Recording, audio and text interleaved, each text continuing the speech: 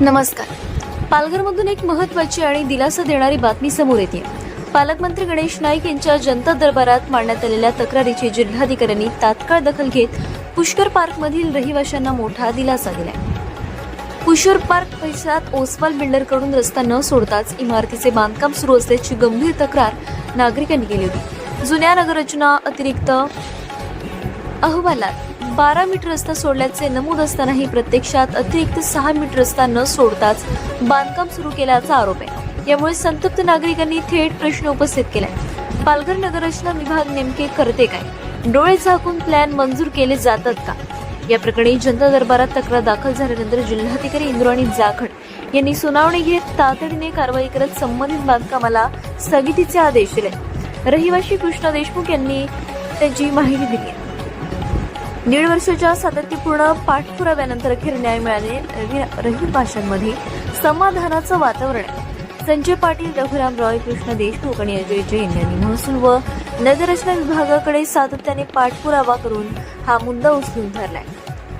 दरम्यान या कारवाईमुळे गार्डन प्लॉट, रस्ते आणि राखीव जागांवर अतिक्रमण करून बांधकाम करणाऱ्या बिल्डरना चांगलाच इशारा मिळाल्याचं बोललं जातं.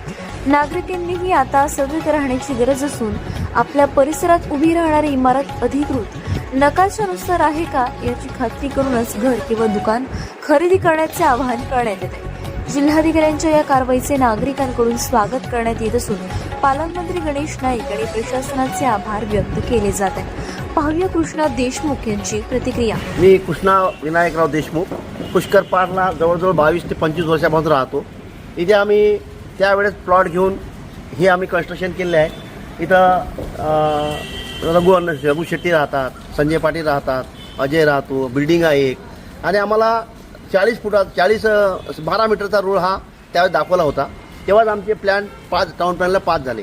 पण या बॉडी बिल्डरने तो प्लॅन बदली करून फक्त हा 6 मीटरचा जो रोड आहे आमचा, हाच गृहीत धरून 5-10 मीटर जागा सोडून आमच्या रोडला लागून आज दुकानं काढली. आमच्या गेटला बाजूलाच आहेत. म्हणजे उद्या आमचं प्रायव्हसी संपून जाणार. सर्व गाडीवाले ह्याच्यावाले सगळे उभे राहणार आणि आमच्या रस्त्याला त्रास होणार. आमची महिलांची सुरक्षा कमी होणार.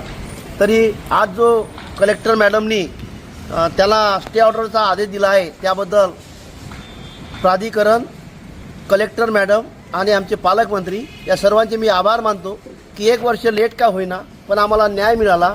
आणि आज या बिल्डरला स्पष्ट शब्दात सांगितलं आहे की हे काम बंद करण्यात यावं.